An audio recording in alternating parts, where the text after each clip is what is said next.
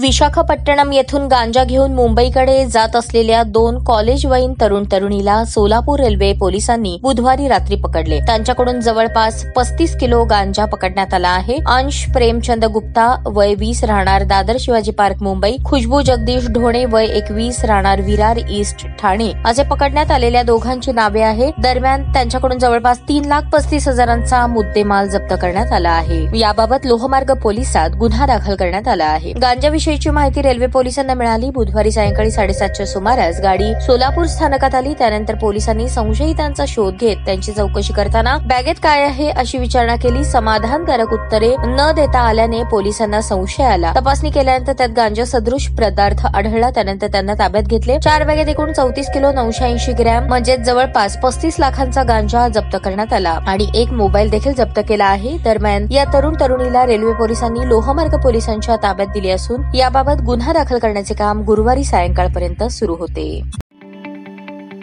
ताज्या बातम्या पाहण्यासाठी प्राईम महाराष्ट्र न्यूज चॅनलला सबस्क्राईब करा।